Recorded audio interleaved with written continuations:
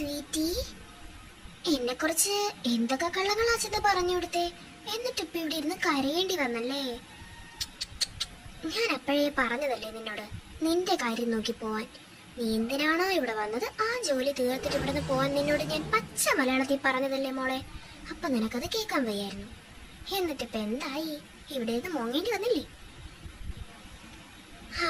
അതൊക്കെ ഇപ്പൊ പറഞ്ഞിട്ട് എന്തിനാ? നിന്റെ തലയിലെഴുത്തല്ലാതെ എന്ത്? എന്തായാലും അവൻ നിന്നോട് പറയേണ്ടതെല്ലാം വാ തുറന്ന് പറഞ്ഞല്ലോ. I am really glad of you. എന്നാ ഞാൻ പോട്ടെ.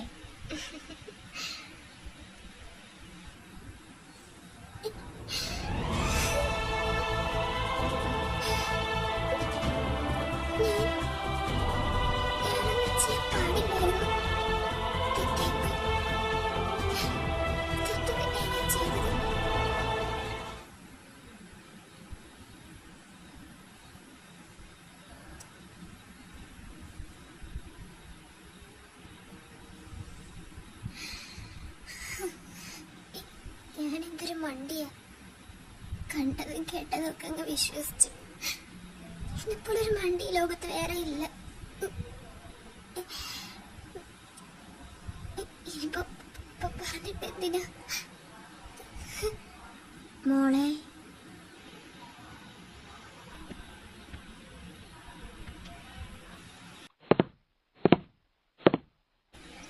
മോളെന്തിനാ കരയുന്നേന്ന് ആന്റിക്ക് മനസ്സിലായി. ഞാൻ കരഞ്ഞതൊന്നുമല്ല ആന്റി, കണ്ണി പൊടി വീണതാ. ആന്റി ഇരിക്കേ.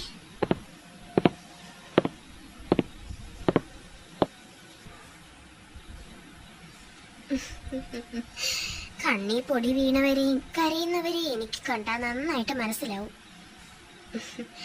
മുഖത്ത് നോക്കാതെ സംസാരിക്കുന്ന നിന്നെ കണ്ടാലേ അറിയാം നീ കരഞ്ഞതാണെന്ന്. ഞാൻ കരഞ്ഞതൊന്നും അല്ല ആന്റി, ആന്റിക്ക് തോന്നുന്നതാ. ഞാൻ കരഞ്ഞതൊന്നുമല്ല, കണ്ണി പൊടി വീണതാ. കണ്ണി പൊടി വീണതോ കരഞ്ഞതോ എന്തെങ്കിലും ആവട്ടെ. ഹരിമോള് ഒരുപാട് വഴക്ക് പറഞ്ഞല്ലേ? അപ്പോൾ ആന്റി എല്ലാം കേട്ടല്ലേ? കേക്ക് മാത്രമല്ല കാണുകയും ചെയ്തു. കൂടെ ശ്രേയ നിന്നെ കളിയാക്കുന്നത് കണ്ടല്ലോ മോളെ. നീ എന്തിനാ മോളെ ഇല്ലാത്ത കാര്യങ്ങളൊക്കെ ചെന്ന് പറഞ്ഞു കൊടുത്തേ? അതുകൊണ്ടല്ലേ അവന് ദേഷ്യം വന്നത്. കേട്ടപ്പോ സത്യമായിട്ട് തോന്നി, അതുകൊണ്ട് ഞാൻ. സാരമില്ല മോളെ, കണ്ണുനീരൊക്കെ തുടക്കി. മോളെ ഡിന്നർ കഴിക്കാൻ വാ, വിഷമമൊക്കെ മാറ്റി വയ്ക്കും. ആന്റി വയ്ക്കും, ഞാൻ വരാം.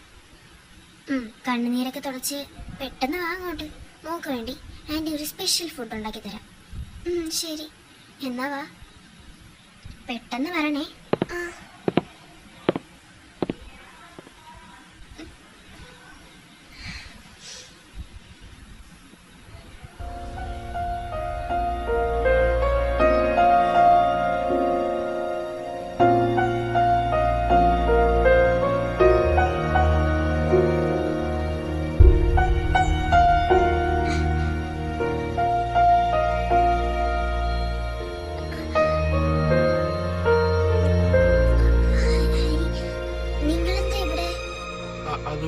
ചുമ്മാ ഇങ്ങോട്ട് വന്നപ്പോ. നിങ്ങൾ ഫുഡ് കഴിക്കാൻ പോകുന്നില്ലേ? ഞാൻ കഴിച്ചോളാം. നീ? ഞാൻ അവളോട് ഒരുപാട് മോശമായിട്ടാ പെരുമാറിയത്. ആ ശ്രേയ, അവളെന്തിനാ അവളെ പോയി കളിയാക്കിയത്? എനിക്കത് ഇതുവരെ മനസ്സിലാവുന്നില്ലല്ലോ. ഞാൻ കുറച്ച് ഓവറായി പോയി തോന്നുന്നു.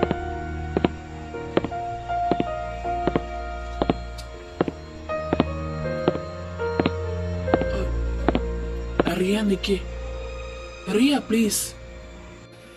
എന്താ ഇതെനിക്ക് പറയാനുള്ളത്? സോറി റിയ, ഞാൻ കുറച്ച് ഓവറായെന്ന് അറിയാം, എന്നാലും സോറി. സോറി പറഞ്ഞത് കൊണ്ട് എല്ലാം അങ്ങ് മറക്കാൻ കഴിയോ?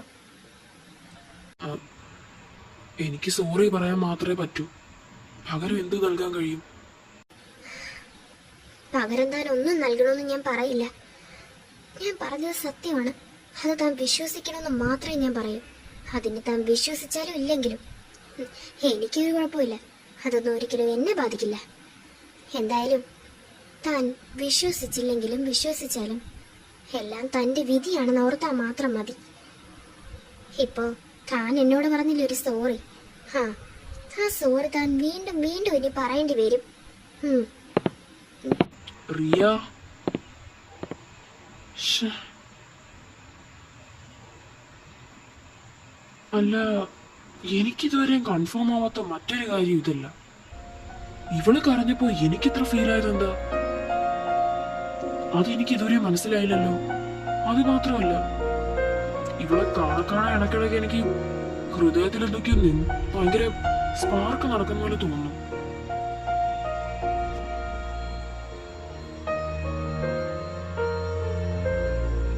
ഹരിമോനെ, നീ ഒരുപാടങ്ങ് ചിന്തിക്കണ്ട. എന്റെ മനസ്സിൽ ആരുമില്ല. ഇവളെ കാണുമ്പോ എന്തോ അതെന്തെങ്കിലും ആവട്ടെ, ഞാൻ പെട്ടെന്ന് പോട്ടെ. എനിക്കെന്താ അയാളെ കാണുമ്പോ ഇത്ര നെഞ്ചിടിപ്പും കൈ വിറയലുമാണല്ലോ. അയാളുടെ മുന്നിൽ നിന്ന് സംസാരിക്കാനുള്ള ശേഷി പോലും എനിക്കിപ്പോ ഇല്ലാണ്ടായി. അതുകൊണ്ടാണ് ഞാൻ ഓടി പോകുന്നത്. അയാളുടെ മുഖത്ത് നോക്കാൻ കഴിയുന്നില്ല.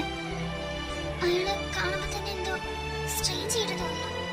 അത് മാത്രമല്ല, പണ്ടത്തെ പോലെ അയാളുടെ എതിർത്ത് സംസാരിക്കാനും കഴിയുന്നില്ല. എന്തോ എന്റെ മനസ്സ് മടുക്ക. ഇവിടുന്ന് പോവാൻ നിർബന്ധിക്കുക എന്നെ. അത് മാത്രമല്ല, അയാളെ കാണുമ്പോ എന്തൊക്കെ എന്റെ മനസ്സിൽ കയറി വരാം. ഇല്ലറിയ, നീ നിന്റെ ജോലിയിൽ മാത്രം കോൺസെൻട്രേറ്റ് ചെയ്, മറ്റൊന്നുമില്ല. ഇനി ചിലപ്പോ എനിക്ക് അയാളെ ഇഷ്ടമായിരിക്കുമോ? ഇല്ല റിയ, നീ ഇങ്ങനെയൊക്കെ ചിന്തിക്കുന്നതിനാ? അങ്ങനെയൊന്നും നീ ചിന്തിക്കാൻ പാടില്ല.